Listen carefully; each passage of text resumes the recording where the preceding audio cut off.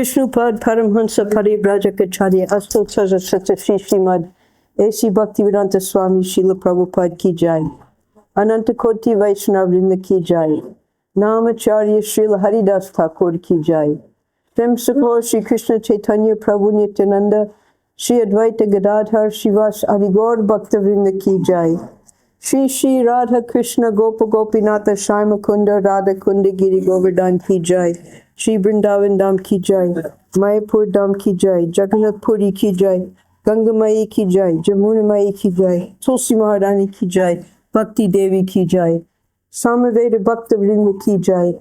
All glories to the assembled devotees. All glories to the assembled devotees. All glories to the assembled devotees. All glories to Shri Shri Guru and Gauranga. All glories to Srila Prabhupada.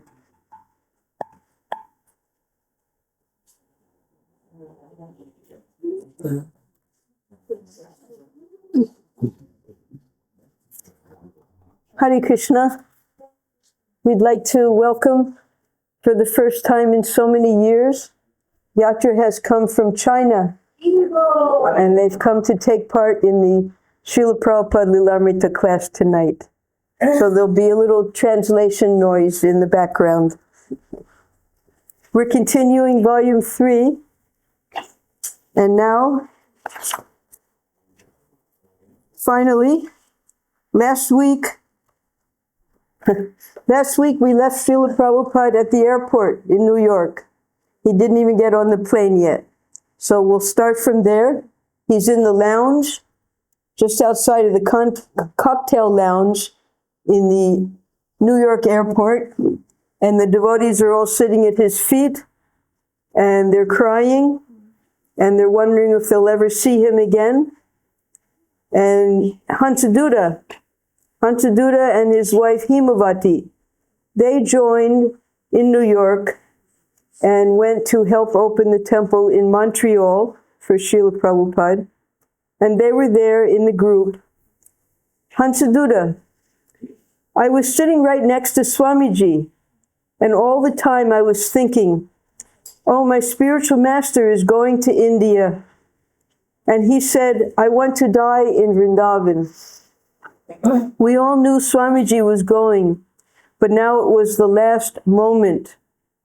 I was also seeing that I hadn't done anything for my spiritual master. He doesn't even know who I am, I thought. There's no relationship. I must do something. I must do something now. I must serve him in some way which will establish some place in his heart. Something, I was thinking. What can I do? I was crying, and he didn't even look at me. It was like I wasn't even there, just like a chair or something. Oh, goodness.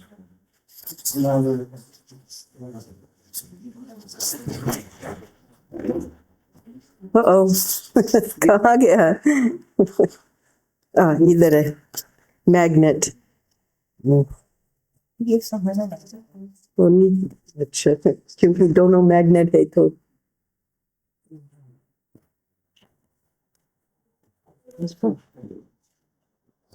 sorry. Okay.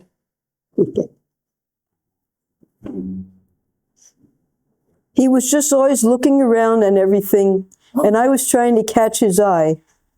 If all of a sudden he would say something. The kirtan was getting heavier and heavier, and so was the crying. And the people in the waiting room were just looking at Swamiji like he was someone very special. And in the middle of it all, Swamiji was completely relaxed, as if this were his place, and this was just a normal thing to do. He's in the middle of an airport, a terminal. When the record ended, because what had happened was Kirtanananda, who was going along with Srila Prabhupada, he had brought a portable record player. And at that time they had one record, the Krishna Consciousness Happening record. And his idea was that he would play that on the portable record player So Prabhupada had it play it very softly at first in the terminal, but then he had the volume raised, and then soon all the devotees were singing along with the record. So when the record ended, Hansaduta asked, Swamiji, can I take a collection? Prabhupada nodded. Hansaduta stood and made a little speech. Our mission is to spread Krishna consciousness. We have a temple in New York. We are always badly in need of money. Please help us. Borrowing a hat from a soldier, Hansaduta went around taking a collection. Our traveling is very auspiciously beginning, Prabhupada said. We had a nice kirtan, and we had a nice collection. It is all Krishna's mercy. So in that way, Hansaduta was able to figure out how to get Prabhupada's attention. This would happen often in the, whenever Prabhupada would arrive somewhere or leave somewhere, hundreds of devotees would surround him. This was before all of the restrictions caused by terrorism. We were allowed right up to the gate with the people. So the devotees would all go with Prabhupada, and Prabhupada would be sitting there, and everyone would try to get Prabhupada's attention. I remember even myself, I would start distributing books to all the people. So Prabhupada would be very pleased seeing that. So Hansaduta's, his plan worked, because then Prabhupada said that it was a very auspicious beginning, because now the collection had been made and the kirtan had been performed. Then it was time to board the plane. Prabhupada embraced each of his men. They stood in a line, and one after another approached him and embraced him. He patted a few of the women on the head. Rupanuga. Maybe some of you remember Rupanuga. We had heard about him in volume 2, how he was looking for Prabhupada and the devotees. He came to the Tompkins Square Park and joined in the kirtan. And although his wife and his little son was not very interested, his son's name was Eric at the time, he became Akendra, he was very interested. And he became initiated. His wife also became initiated, Kalindi. They did fantastic service for Srila Prabhupada. But now everything was new. Everyone was just contained within the 26 2nd Avenue Temple. Some had gone to Los Angeles, some had gone to Montreal. Swamiji was embracing the men, Kirtanananda, Brahmananda, Gargamuni. I never expected that he would ask me to step forward. I didn't consider myself in the same category with the other devotees. So I was very much surprised when Swamiji motioned to me and spoke my name. Rupanuga? I got up and walked to Swamiji. It might have been 10 feet, but it seemed like a long distance. I embraced him, and that embrace was the most memorable embrace of my life. Right away, I noticed Srila Prabhupada's strength. He was so strong. It was like embracing a young man, a man my age. I was 27, and he seemed even stronger and younger than I. And he hugged me tightly, and I also embraced him very firmly. So when Srila Prabhupada would be departing somewhere, even when Prabhupada was here after the grand opening, and whenever Prabhupada would be leaving, everyone would crowd into Prabhupada's room, wherever he was, to see him for the last time. And normally we would make a big tray of some prasadam of some type, so that Prabhupada could call each devotee up. They would come one by one. He would hand out prasadam to them. And one time here, because just as Rupanuga, he was thinking, well, I'm a very junior devotee. Prabhupada's not going to want to hug me. He's not going to call me. But Prabhupada remembered him and called him and tightly embraced him. So also, One time I was sitting outside, I was thinking, oh, everybody, it's such a crowd in Prabhupada's room. I won't even be able to get near Srila Prabhupada to get a sweet. And then all of a sudden there's a big ruckus. One of the GBC comes out and he starts calling my name. He said, Prabhupada's calling you. So I go in through the crowd right up to Prabhupada and he hands me a sweet. So we may think that Prabhupada doesn't know our name, he doesn't know who we are, nothing, but Prabhupada remembers us. And at these times of departure, these intimate times, he would call the devotees. He was smaller than me in stature, so I instinctively buried my chin in the hollow of his left shoulder. While I was embracing him, I felt very blissful, and I felt a light. I felt there was a light, something bright and pure, some kind of energy emanating from my face. I opened my eyes and I saw Kirtanananda watching. He was standing behind Swamiji a few feet away, and I looked right into his eyes. And I was so happy and blissful that it reflected in him somehow. He broke into a big smile at me, and his eyes were very bright. It was as if some spiritual energy was actually emanating from me. So you can imagine the scene. There's Srila Prabhupada, and he calls Rupanuga, and Rupanuga has his head on Prabhupada's shoulder, just here, and he's looking back, and just behind Prabhupada is Kirtanananda. And Rupanuga is in such bliss that when he looks at Kirtanananda, Kirtanananda automatically becomes blissful as well.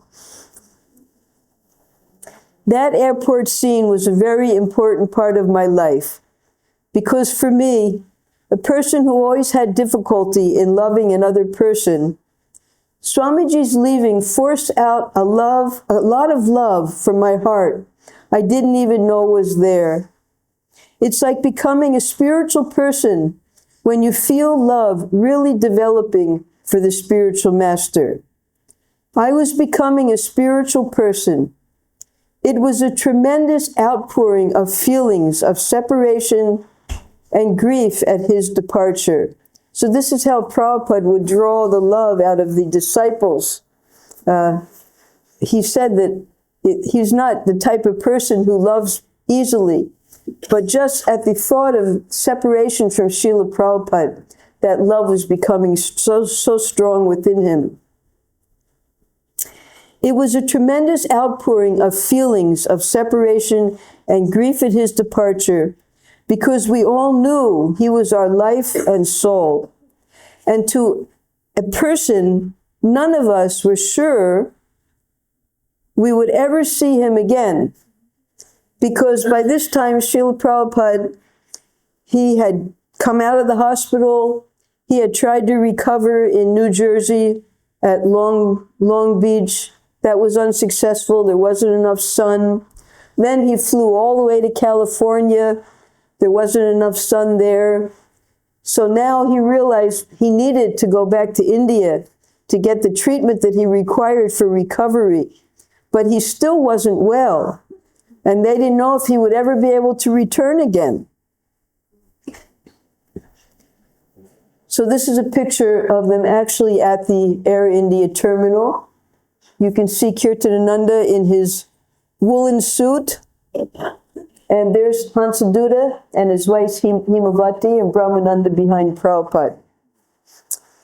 Accompanied by Kirtanananda, whose head was shaven and who wore an incongruous black woolen suit, Prabhupada walked slowly toward the gate.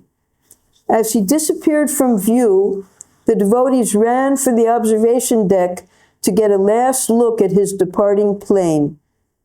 A gentle rain was washing the airfield as the devotees raced across the wet observation deck.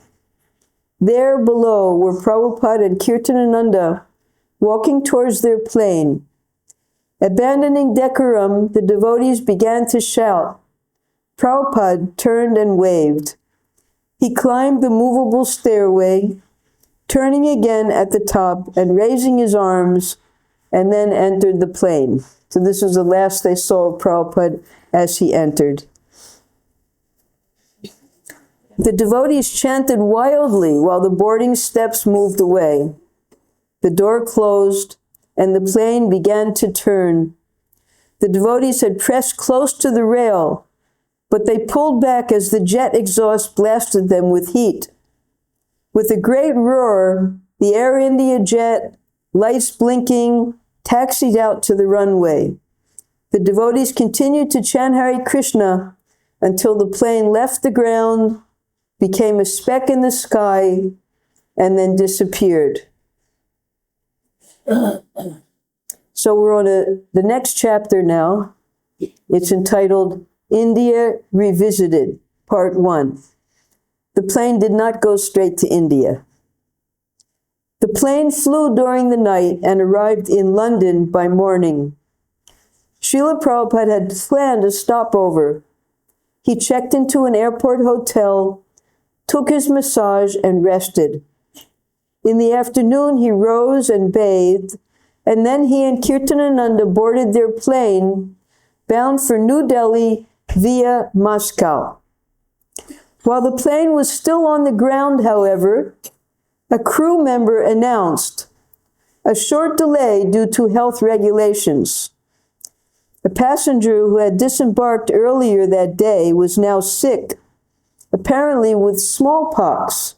So smallpox, by that, it was 1967. Smallpox had not been eradicated by that time yet, by the vaccination. So the plane would have to be thoroughly fumigated. Prabhupada and Kirtanananda stayed in a room at the Excelsior Hotel for the night.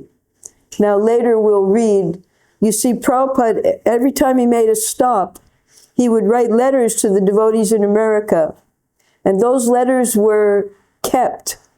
And we have those letters where Prabhupada explains to the devotees exactly what happened at this time. Early the next morning, July 24th, seated in his hotel room, complete with air conditioning and television, neither of which he used, Srila Prabhupada wrote a letter to Brahmananda in New York. So Prabhupada, he just reached London, didn't get out of London even. 16 hours he had to wait for the fumigation of the plane. 16 extra hours. So Prabhupada took the opportunity to write to Brahmananda, the temple president at 26 2nd Avenue. My dear Brahmananda, accept my blessings. I'm always thinking of your separation feelings. Please do your duty nicely and Krishna will help you in all respects. We are delayed here for 16 hours, starting this morning at 9 for Delhi. The attention of Mr. B.K. Nehru, the ambassador of India, was drawn to me the other day. I have told him about my permanent visa, and he has promised to help me when I come back. Please make an appointment with him, informing that I wish to present him our set of Bhagavatam and our other literatures. Then go to him and personally present the books, etc., at Washington, D.C. This is the ambassador for India. He wanted Brahmananda to... So already, Prabhupada hadn't even reached India yet. He was already making plans how he could return. It may be that I shall be coming back very soon as I feel some strength. Up to now, there was no disturbance about my health, and I hope to reach Delhi this night. I shall write you again after reaching Vrindavan. Convey my ardent affection and blessings for all the boys and girls. I am very much hopeful of my movement. Please keep steady. Follow all my instructions scrupulously. Chant Hare Krishna, and Krishna will give you all strength. Hope you are all doing well. I am yours, ever well-wisher. So, Prabhupada had been just 24 hours away from New York, but he saw how the devotees were feeling at the airport, such separation. So as soon as Prabhupada got an opportunity, he wrote to them to encourage them and to let them know that he had every intention of returning with a permanent visa.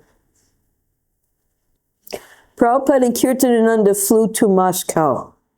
There they walked around the terminal, observing what Prabhupada called propaganda pictures.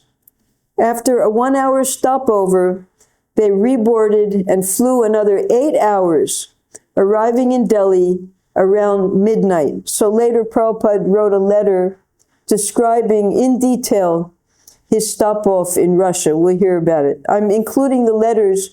The letters are not included in the Prabhupada Lilamrita, but the letters are where Satsrup Maharaj took a lot of his information, summarized it, and put it into his book. But we'll get to read all the letters so then we'll get more details. The wall of heat that greeted them felt good to Prabhupada. He had come for this. Inside the airport terminal, overhead fans stirred the muggy air as Srila Prabhupada and Kirtanananda stood in slow-moving lines while uniformed officials tediously checked passports and immigration forms without Western-style computers or efficiency. Just beyond the areas for immigration and customs, people waiting for arriving passengers were waving, calling, and coming together with friends and family members. So now any of you who have traveled abroad, we have the top class Indira Gandhi International Airport. It's won so many awards for how luxurious it is, how efficient it is. But that's not where Prabhupada landed. He landed at an airport named Palam Airport. And it was middle of July, before the rain started. Hottest time of the year. And just as explained here, it's a wall of heat that hits you. Now, most of you, like those of you from China, nobody comes here in the summertime. You don't want to come here because it's so very hot. And then after the summer comes the rains, which is a big inconvenience. But we arrived in July also. And the wall of heat that hits you when you walk off of the plane, it's not like now with everything is internalized and you have corridors and moving staircases and nothing. You walk off, the heat heats you, and then you go into it was a small airport, very small, just one box, that's all. And the immigration officers, middle of the night. So this was India in 1967. After Prabhupada and Kirtanananda claimed their luggage and cleared customs, they stood on the sidewalk outside the terminal. Although Prabhupada had removed his sweater, Kirtanananda stood sweltering in his black wool suit. It was 2 a.m. All around, passengers were meeting loved ones who embraced them, sometimes even garlanded them, and helped them into cars and taxis. But for Prabhupada, it was certainly different from the recent tearful airport scenes where he had been with his loved ones. Now, instead of being surrounded by loving disciples, Prabhupada was besieged by taxi drivers and porters wanting to carry his luggage for a fee. In Hindi, Prabhupada asked one of the drivers to take them to Chippiwada in Old Delhi. The driver put their luggage in the trunk, and Prabhupada and his disciple climbed into the back seat. So nowadays, we don't do that. You go to an agent, prepaid taxi, because once you get in that taxi, you don't know what's going to happen, where they're going to take you, how much they're going to charge, nothing. And that's exactly what happened to Srila Prabhupada. The small ambassador taxi drove through streets well known to Srila Prabhupada. Nighttime traffic was light, an occasional taxi or motor rickshaw. Mostly the streets were empty and quiet, and the shops closed. An occasional person or cow sleeping outdoors. Just a few years before, Prabhupada had sold back to Godhead magazines, solicited donations, and printed his Srimad Bhagavatams here. Because anyone who knows Old Delhi, there's Chandi Chowk, And then there's little side streets that go off of Chandi Chowk. So one of them is Chowdi Bazaar. Chowdi Bazaar is where all the paper products, you get envelopes and paper reams and anything you need paper, you go to Chowdi Bazaar. And off of Chowdi Bazaar, on a little lane with poles so that vehicles couldn't even go in, that is Chippiwada, Paratawala Gully. So, Prabhupada knew the area very well, but it was the middle of the night, and he was at the mercy of the taxiwala. So I'm going to read it quickly, because you'll get so much information here from Prabhupada's letters.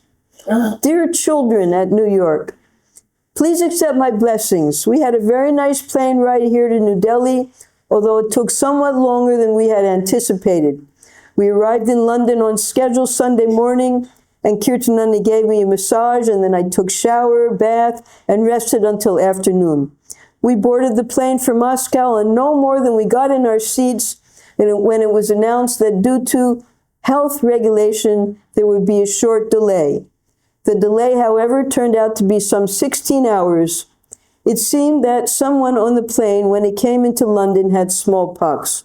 So the plane was quarantined until it could be thoroughly fumigated. So they put us up for the night in the Excelsior Hotel, which was something like a dream palace, complete with air conditioning, TV, hi-fi, swimming pool, and everything else. We had a nice meal and slept very nicely. We boarded the plane for the second time the next morning at 9 a.m. and took off for Moscow shortly thereafter, and arrived at that bastion of propaganda about 3 hours later. We had an hour's stop there, so we got off the plane just to take a walk. We were met by a friendly guard and informed that they would keep our passport in case anyone wanted to escape to Russia for some. They would keep our passport until we returned to the plane, and then guided down the corridor to the terminal. Unlike London or New York, there was no hustle or bustle at the terminal, nor were there many people, and it was very quiet. The only remarkable features were the propaganda pictures and the many racks of free books and literatures. We were glad to get back on the plane and start for Delhi. The flight from Moscow to Delhi took about 8 hours. And when we arrived, it was about midnight local time. And when we stepped out of the plane, I knew it was India.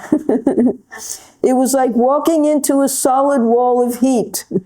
But that's what I'd been wanting, and it felt good to me. Some friends were there to meet us, so after clearing customs, we drove into town, where we stayed and are presently at a Radha Krishna temple near Kashmiri Gate.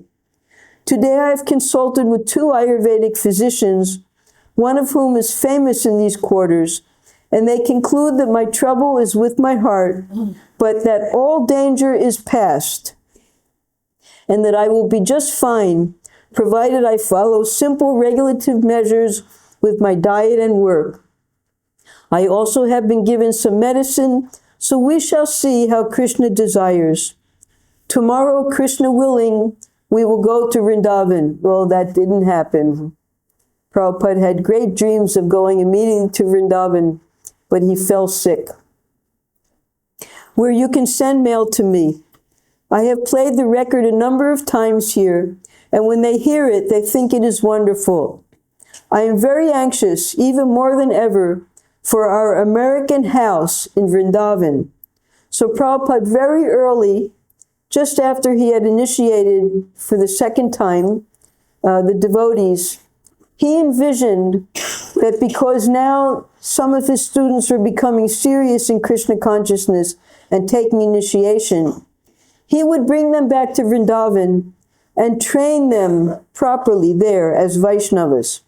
And his vision was to have what he called an American house. And he got his first donation from Satsrup Maharaj. It was called the Rupanuga Vidya Pit. That's what Prabhupada called the American house. And he wanted to negotiate with the Radha Damodar Pujaris, the Goswamis, to take a parcel of their land and make the American house there. I always said that if I could get the American boys and girls to take up this movement, the rest of the world would join. Now my theory is being proved. So now I am depending on you all to carry on this great mission in my absence. Chant and hear, and Krishna will bless you. Your ever well-wisher, A.C. Bhaktivedanta Swami. But India's leaders were rejecting Vedic culture and imitating the West. Although some Indians still professed to follow Vedic culture, mostly they were victims of hodgepodge teachers who didn't accept Krishna as the Supreme Personality of Godhead. So he had felt obliged to leave, to go and transplant the Vedic culture in the West. He had held strictly to the vision of his predecessor spiritual masters, and he had been proven right. The West was a very good field for Krishna consciousness. So here we have when Srila Prabhupada successfully brings back his World Sankirtan Party, and he holds, for 2 years, he held all over India, 1970, 1971, all over India in the major cities, Sankirtan programs. And the Indians, you can see them all sitting, very few have joined in the Kirtan. The Indians were so impressed by what Srila Prabhupada had done. And Srila Prabhupada explained it in a very nice analogy. He said that the Vedic culture is like a tree. But now they're not following their own Vedic culture. So if you want to cut down a tree, you take a piece of wood from the tree and you add a foreign element. So Prabhupada said that his foreign disciples were that foreign element whereby he was able to reinstate the whole Vedic culture. Because when the Indian followers of Vedic culture saw that the Westerners were accepting their culture that they were rejecting, then they would accept it back again because they wanted to follow whatever the West was doing. So now the West was accepting Vedic culture. As the taxi drove through Old Delhi and approached Chowdi Bazaar, this is Chowdi Bazaar. You can't move. On all sides, paper products, all kinds of things you can buy. This is what it looks like in the daytime. Prabhupada saw the printing and paper shops, now closed for the night. And the usual dense traffic of human-hauled carts was now absent, though some laborers were sleeping on their carts till the morning, when they would bathe in an outdoor well and begin another day's hauling. When Srila Prabhupada had been overseeing the publishing of his first volumes of Srimad Bhagavatam, he had daily walked these streets, buying paper, picking up proofs from the printer, returning with the corrected proofs. His first canto had been a triumph. So we also, before things became modernized in Delhi, anytime we wanted to buy paper or anything for Vrindavan, we would have to go to Chowdi Bazaar. And we would have to haggle with the different sellers and find who had the best price and the best quality, everything. It's exactly what Prabhupada had to do in order to print his first 3 volumes of Srimad Bhagavatam. So this is the corner of Chowdi Bazaar and Churdiwala Lane. Turning into this lane leads to OK Press. So this is another bazaar, another turn off of the Chowdi Bazaar, you go into Churdiwala. These places still exist. You can go and explore there anytime you like. Yes, so they arrived there. They got to Chippiwada Lane, and they got to the temple, and it was locked. As they pounded loudly, Prabhupada called out for Sri Krishna Pandit until a man came to the door recognized Prabhupada and let them in. The man showed them upstairs and unlocked the door to Prabhupada's room. Prabhupada turned on the light. This was Prabhupada's rooms. You can see the grill. That grill underneath is the temple room. So Prabhupada's rooms were part of the building that was built on the roof.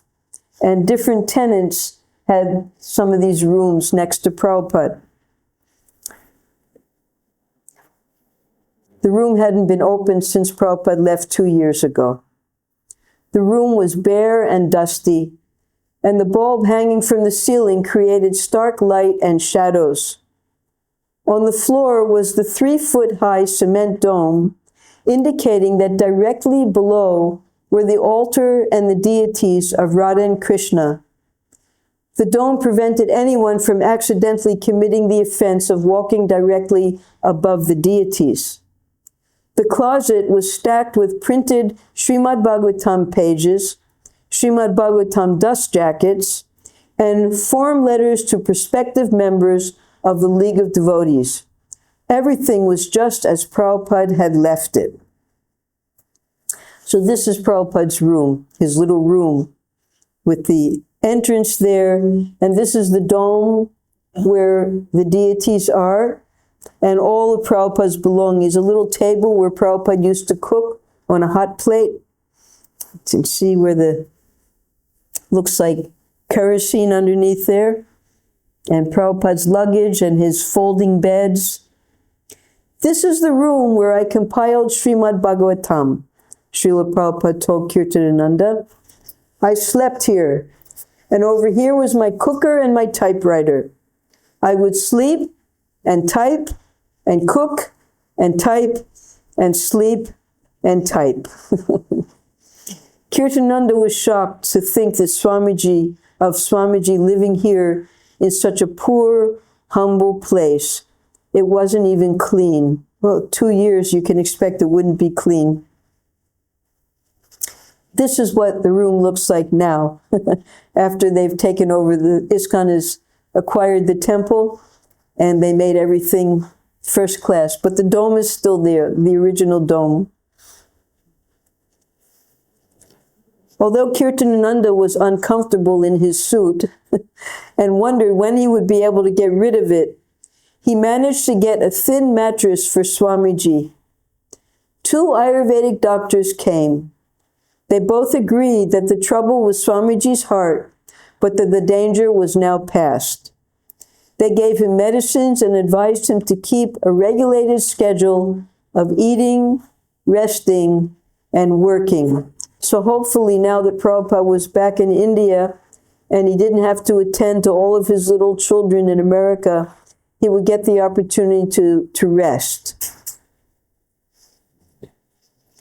Sri Krishna Pandit came by to sit and converse, and Prabhupada told him of his success in America and of all the young devotees in New York and San Francisco.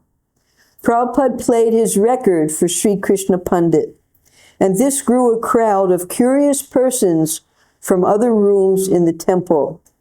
There were families living there that they rented out to make money for the temple, so they all came to hear the record. In the afternoon, Prabhupada developed a cough. It didn't seem serious, and he said he wanted to travel the next day to Vrindavan. But by evening, the cough had become persistent. He couldn't rest. We all know about the pollution in Delhi. It's severe, and 600, 800, never goes below 300. Well, it was just as bad then. So we can understand, just by Prabhupada coming to Delhi at that time, how it immediately affected him, because his system was already weak. Because in those days, they had no restrictions whatsoever. Kirtananda tried massages and the pills the Ayurvedic doctors had prescribed, but nothing worked. Prabhupada remained awake all night, and when Kirtananda touched him in the morning, he was feverish. The doctors came again. Prabhupada's temperature was over 104. They gave teas and Ayurvedic powders, while Kirtananda looked on skeptically. Because Prabhupada was having a lot of difficulty breathing when he lay down, Kirtananda thought it might be pneumonia.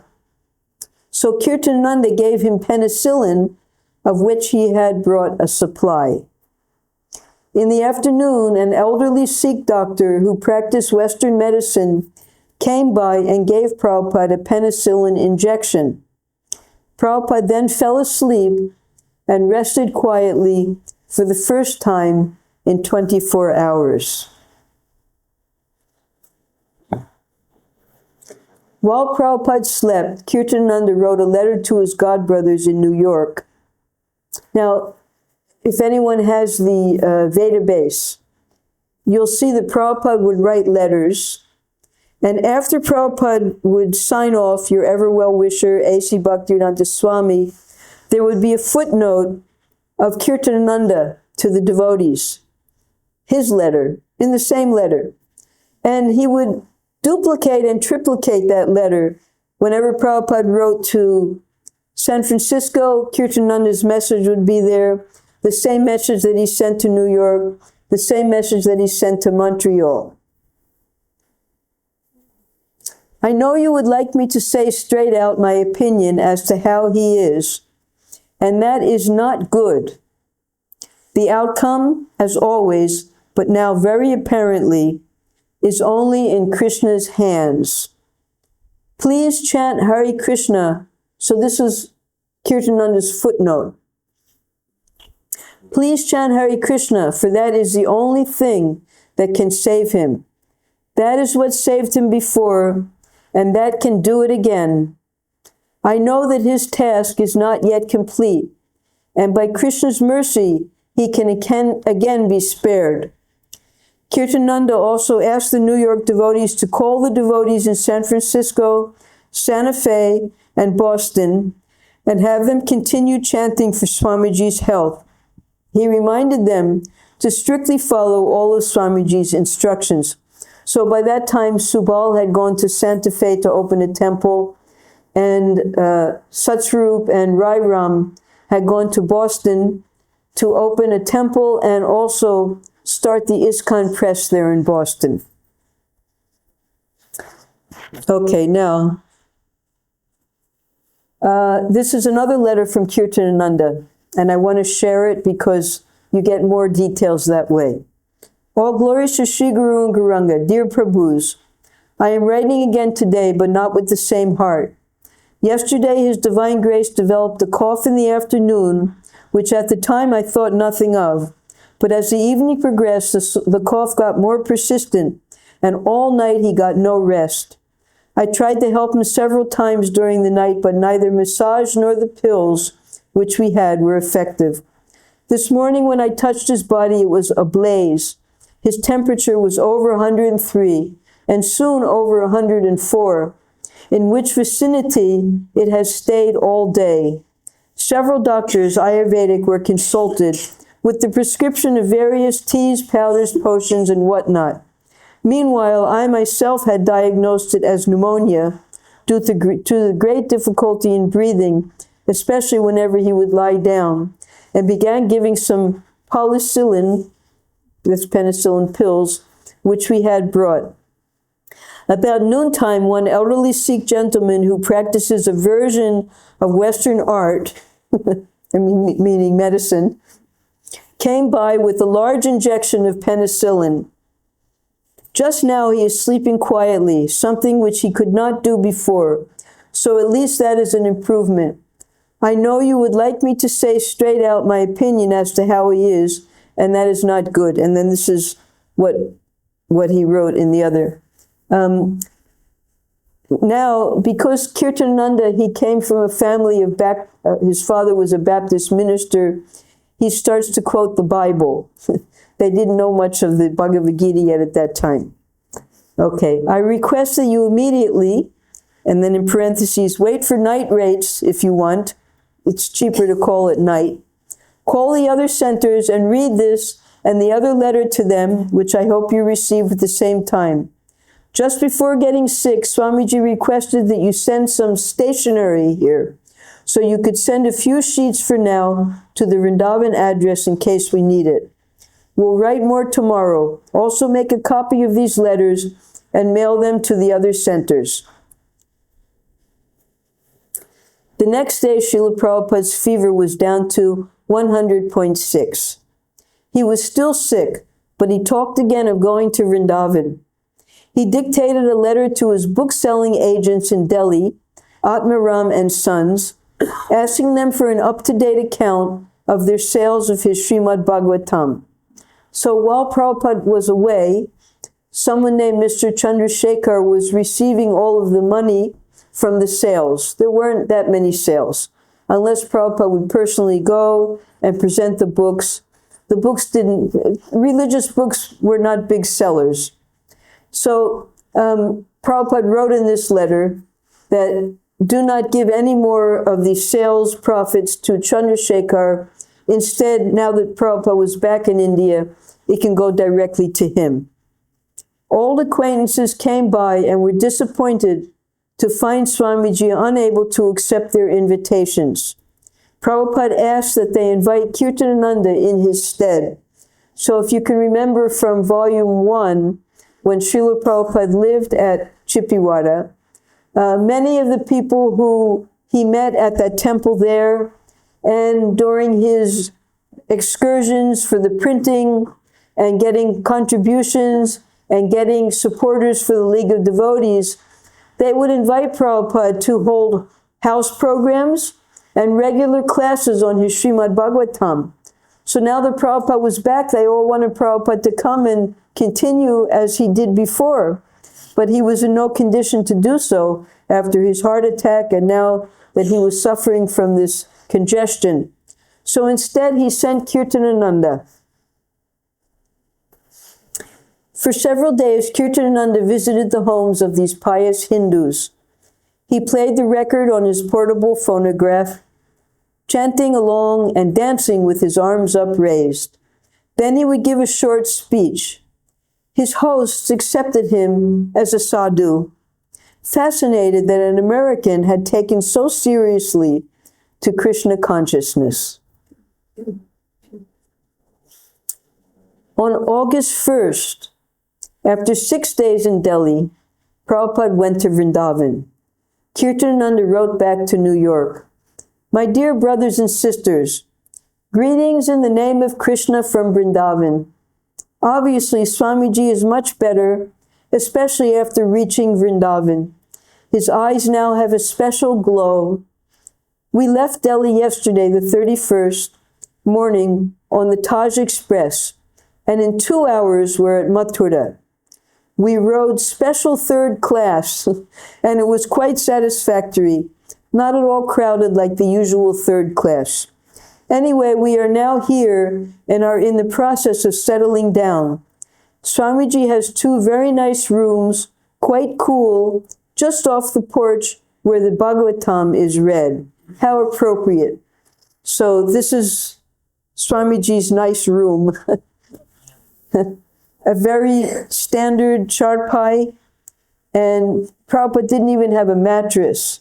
The devotees from Gaudiya Math, they provided Prabhupada with bedding when they saw how austerely Prabhupada was living, because Prabhupada would use every single paisa he got for his printing work. He didn't take care of himself properly when he was living at Radha Damodar Temple. The only difficulty on his behalf is that these Indians all want to see him, and they are very persistent, and I am not very successful in keeping them out. So here we have, as soon as Prabhupada got there, everyone wanted to come see Prabhupada, and it was Kirtanananda, he couldn't understand, how did they know that Prabhupada even arrived? But the news traveled so fast that here is, I forget his name now, the Goswami, Nirmal Chand was the son, and we'll get his name later, who lived just across on the other side of the temple.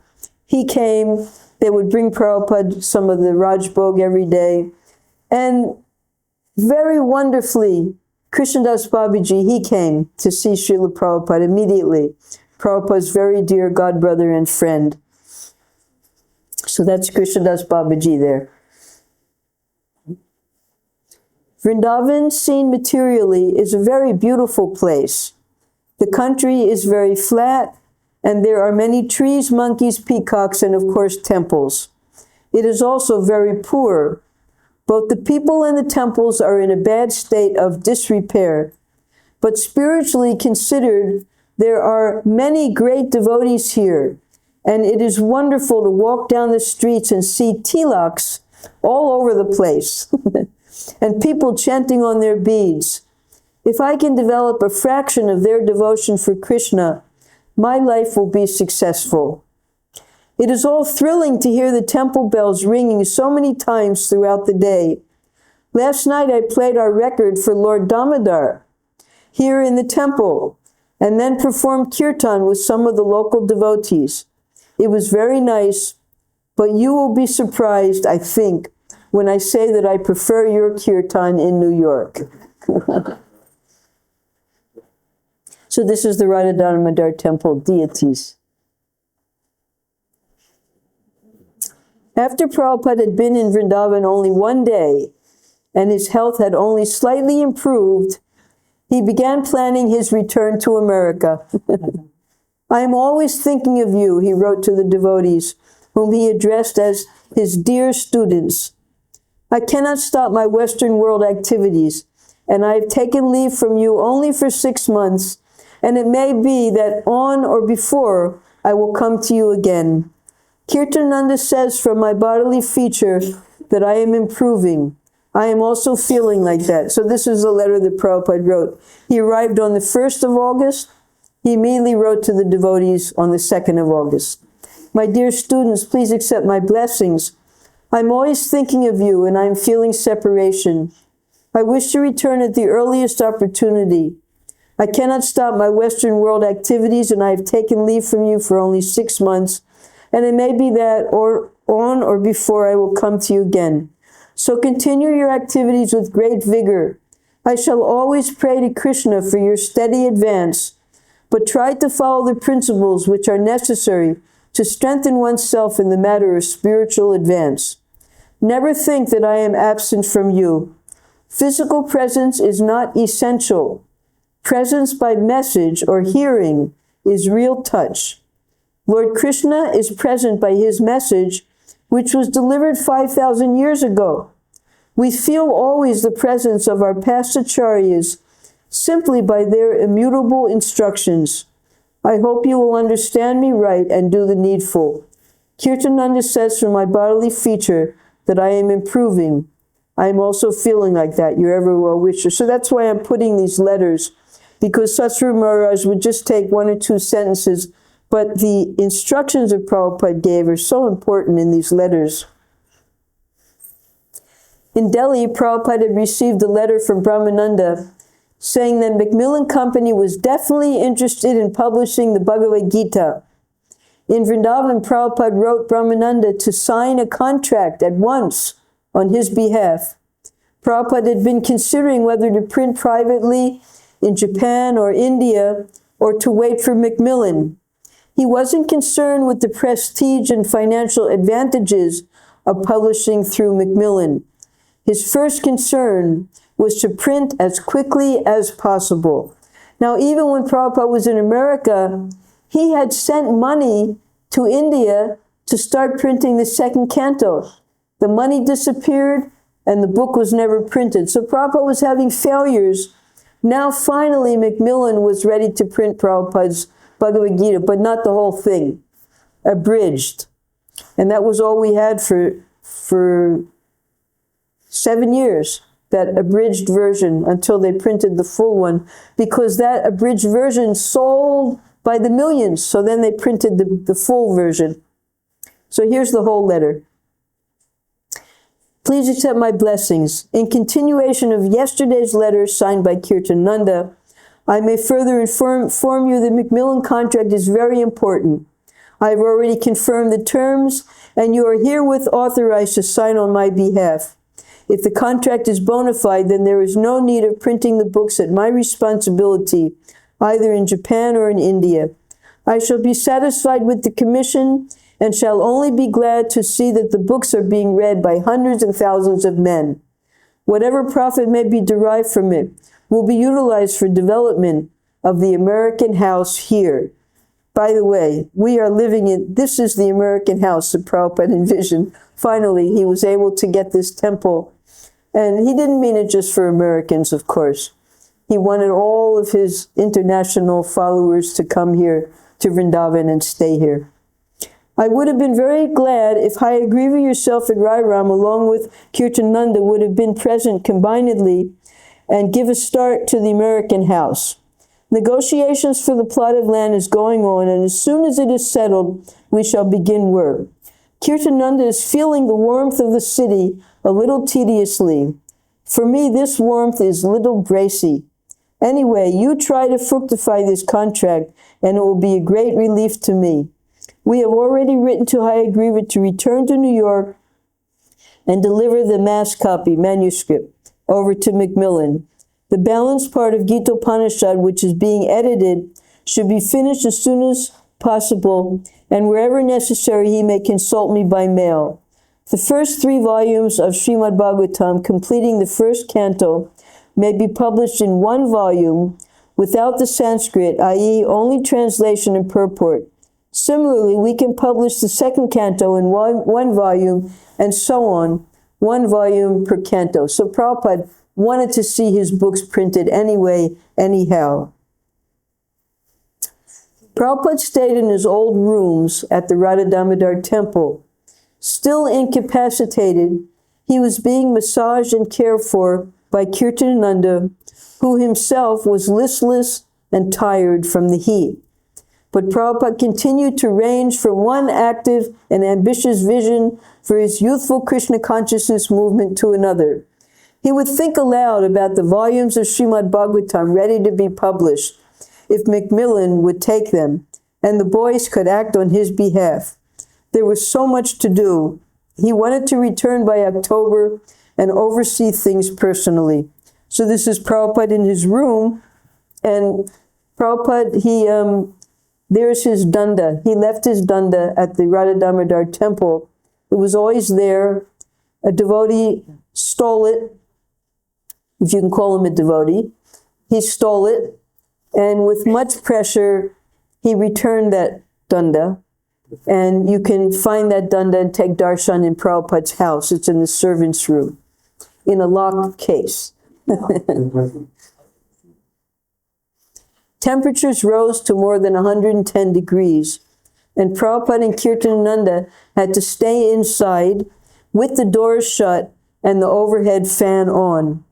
Although Kirtananda could barely perform his duties, Prabhupada found the heat bracing and said that it was restoring his health.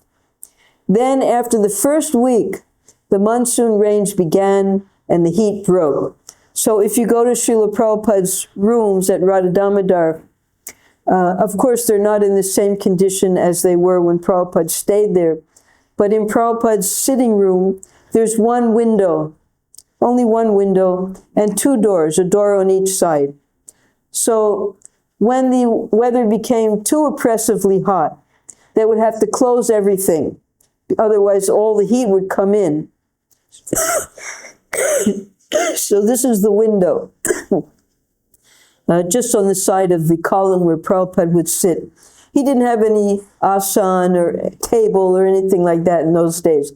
That was when the devotees came in 1970, and Jamuna and Gurudas, they started to make everything very nice and livable for Prabhupada. On August 10th, Kirtananda wrote home again. God is it a hot place. God is it a hot place, right? But at last the rains have started again, and there is some relief from the heat. You can believe me when I say it was hot. But now it is raining a great deal of the time, and that has made the weather quite comfortable for me, but unfortunately not for Swamiji. Prabhupada had come for the heat. He only had a week of it, and then the rain started. Also, I have developed the inevitable case of dysentery, which has been persisting for about a week now. So the time is way past, but there's another book in Prabhupada's library. It's called Blazing Sadhus, because this is August 10th now. And just after this will come Janmashtami. And at Janmashtami time, another disciple came, Achyutananda. And he gives very vivid descriptions of what it was like there at the Radha Damodar temple. So if you want to learn more, then you can read his book also. I'm just mostly concentrating on Prabhupada Lilamrita and the Veda base for the correspondences. All right, so let's see what we're up to. It'll be Julan time now. So we'll hear about that next week. Hare Krishna, Jai. Hare Krishna, Krishna Krishna,